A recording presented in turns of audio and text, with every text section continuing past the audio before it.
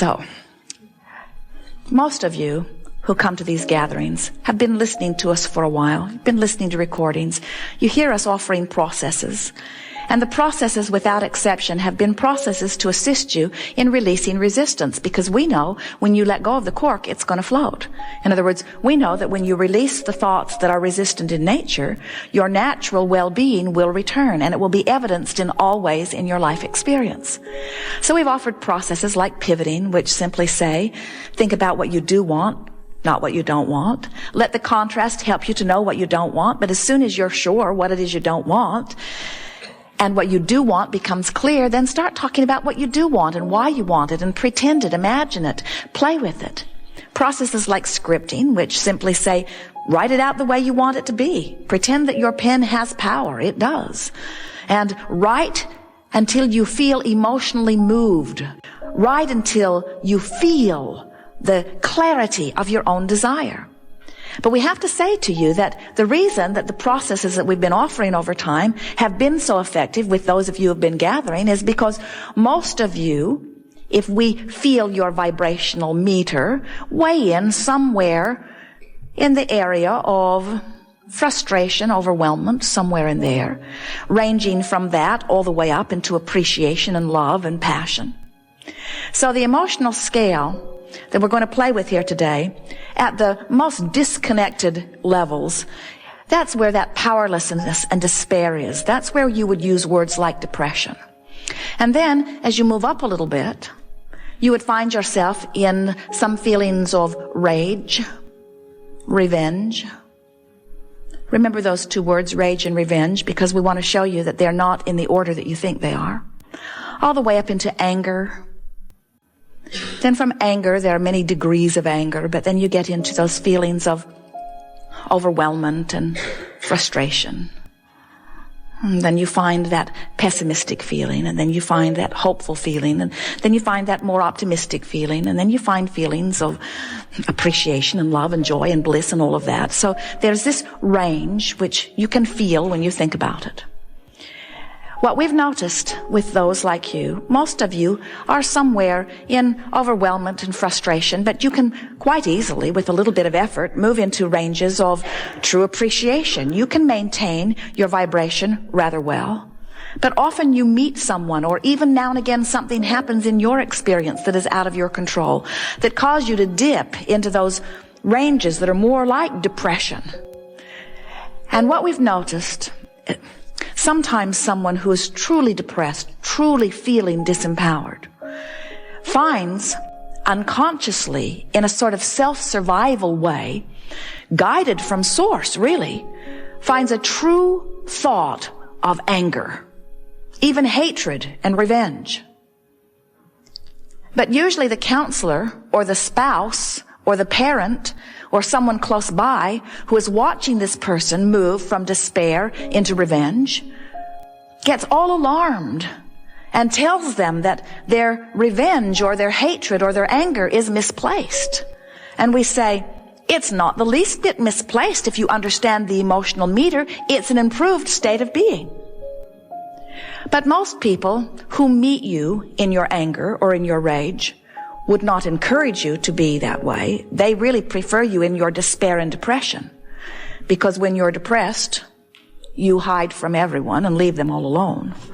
And when you're angry, you're usually out there fussing around, sort of stirring things up. You're actually more pleasant to be with when you're depressed than when you're angry. But from an emotional standpoint, from a vibrational standpoint, from the standpoint of which cork is floating more, if the cork is in the revenge mode, it's closer to the surface than when it is in the despair and depression. In other words, you're on your way back into the light as you are moving through, and that's the key word, as you are moving through this angry range. But what happens when you don't know that is you get from despair naturally into anger, but then everyone disapproves of your anger, and since you're more interested in how they feel than you are about how you feel, then you bounce back into despair. And there are so many people that just bounce back and forth from despair to anger, to despair, to anger, to despair, to anger, and do not have any idea that they were on the right path. Jerry and Esther traveled in the past, even now sometimes, from Phoenix to San Diego. It's about a 400-mile journey. And as they come out across the highway, Esther loves these open highways, hardly any traffic, good roads. About halfway between Phoenix and San Diego is Yuma, Arizona. When they find themselves in Yuma, they don't pull off to the side of the road and cry. They don't feel despair that they are in Yuma, because they understand that they are on their way to where they want to be. They understand the distance between Phoenix and San Diego. And so even though for a good deal of the journey, in fact, almost all of it, in fact, most of that journey, they're not really where they want to be. They're on their way to where they want to be, but they're not there yet. It is a quantifiable journey, though, isn't it? It's understandable. And so, since you know you're on your way, then you find pleasure where you are. But if they thought they would never get there, that this was as far as they could ever get on their way, there would be despair, we promise you. What happens with people who are making these emotional journeys is that they often do not have a quantifiable journey. In other words, they don't understand that they can tell which direction they're headed. In other words, Jerry and Esther don't get so dismayed when they're in Yuma that they get all disoriented and go back to Phoenix. In other words, they can always tell which way they're going. But sometimes we watch you and you don't seem to know which way is up in terms of the cork floating, or which way is moving up the emotional scale, because you sort of get lost in the emotion where you are and you beat the drum of where you are. So moving up the emotional scale is about recognizing where you are on the emotional scale, and we'll show you how to do that. You just feel around until you're able to pinpoint it pretty well, and then you reach for an emotional goal that you believe is possible. Isn't it annoying when you feel terrible to have some bright-eyed, bushy-tailed Abraham student or teacher telling you to follow your bliss? You create your own reality, they say. You need to stop doing that. And what you really want to do is just eliminate them from the face of the earth. In other words, when there is a big difference in the vibrational frequencies, there's not much help that comes. And so what we're wanting to show you is how you can bridge your vibration into something that is absolutely manageable. So think about it. If you are in a place of utter despair or depression, and you're reaching for some thoughts of hatred or revenge, don't you acknowledge when you find them that they do feel better? In other words, don't ask the world to vote on the appropriateness of them, because they'll tell you those thoughts are not appropriate and that you should have been reaching for love. And we don't disagree. You are reaching for love, but you can't find love from that despair. It's too far vibrationally apart, you see. So as you reach for something that you can reach for, Jerry always said, as he was teaching people in business, set your goals far enough away that they inspire you, but not so far that you feel discouragement. Put the basket out there far enough away that it is a challenge and exciting when you hit it, but not so far that it's impossible to hit it. And this is the same thing. You're wanting to reach for an emotion that you have access to, that you and only you, because no one else knows, is a vibrational improvement. So you reach for that life-giving anger, and you beat the drum of it for a little while. And then, once you stabilize in anger, once you leave depression behind, are you hearing what we're getting at? When you stabilize in anger, now you have access to frustration, where you did not have access to frustration from your despair.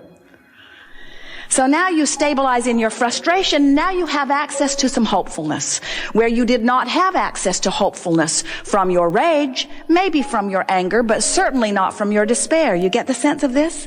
So think about it. It's so logical. And as you play it, you'll see how well it works. If you are beating the drum of despair because something that has happened that you cannot control and it's knocked the wind out of you, you feel terrible, and now you're reaching for some thoughts of anger, and as you consciously do it, you're doing it on purpose, and you find that anger and suddenly you're breathing again. In other words, you don't feel so claustrophobic, you can catch your breath, you're feeling better, your friends still don't like you, but you feel better. You feel better. You've done it deliberately, and now you say, I've done that on purpose. Do you see? Can you feel what that does in terms of feeling of powerlessness? When you say, I'm choosing this angry thought on purpose, you're no longer powerless, are you? And so here's the magic of it. If you're making the best of where you are, which we've got to admit, it's not all that good. Rage is not the best place to be. It's just better than where you were. So if you make the best of it and beat the drum of it, and then you still make the best of it, you've got to feel angry. And if you still make the best of it, you've got to feel frustration. And if you still make the best of it, you're going to be in overwhelmment. And you still make the best of it, you're going to get into pessimism, and then you're going to get into hopefulness, and then you're going to get into optimism, and then you're going to get into a more playful, you get the sense of it? If you're making the best of it, there's no place that you cannot go. The difference is this time you can tell which direction you're facing. You can tell which direction you're facing so you don't have a meltdown in Yuma. You don't just spin there year after year after year after year after year after year, because finally your guidance system is working. Jerry and Esther have a navigational guidance system in their vehicles, and as they're coming across in the monster bus from one place to another, there's an antenna on the roof and a computer brain in the coach, and there are satellites in the sky which triangulate their position, so Magellan always knows where they are. And then they just program the address, the city, and the street, and even the numbers often of where they want to go, and Magellan then calculates the route for them from where they are to where they want to go. Magellan never says, "Where have you been?" Magellan never says, "How long have you been there?" Magellan never says, "I'm not going to tell you. You didn't listen last time."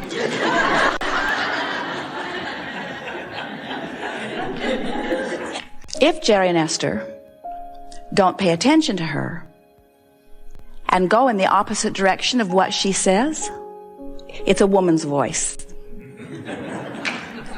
The man's voice was too bossy. If Jerry and Esther take another route or make a U-turn to get fuel, Magellan says, when it is possible, make a legal U-turn. In other words, she can tell that they are going in the other direction. And you can too. Your emotions, as they are getting better and better and better, mean you're headed toward where you want to be. But your emotions, as they are feeling worse and worse and worse, are telling you you're headed in the opposite direction of where you want to be. Sometimes you say, but it's true. And Magellan would say, it doesn't matter. It's still in the opposite direction of where you want to be. Don't pay any attention to what someone says is true. Only pay attention to if the truth, if the vibration, if the word, if the feeling is taking you toward where you want to be. So, here's the most significant thing for you to gather from everything that we've been saying here today. The distance between your poverty and your outrageous abundance is an emotional journey. It's not a financial journey. The distance between your physical incapacity or illness and fabulous vitality and wellness is not a physical improvement journey. It's an emotional journey.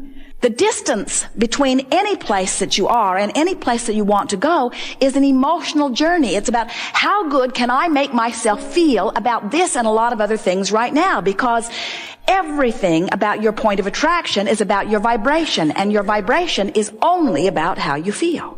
So, when you say today, nothing is more important than I feel good, what you're saying is, today I'm using my guidance system on a myriad of subjects to move in the direction of my desire. So, if you're wanting more money and you're talking to someone who's discouraged about money and you begin to feel empathy of their discouragement, this friend has got you turned around. And your guidance system is saying, when possible, make a legal U-turn. In other words, your guidance system is pulling you that way. But sometimes what happens is you begin beating a drum, beating a drum, beating a drum, beating a drum relative to whatever. Maybe it's because people are surrounding you. Maybe it's because something has happened to you. Maybe it's because of something that you're observing or talking about. Maybe it's something personal to your life, and maybe it's something that's happening globally. It doesn't matter.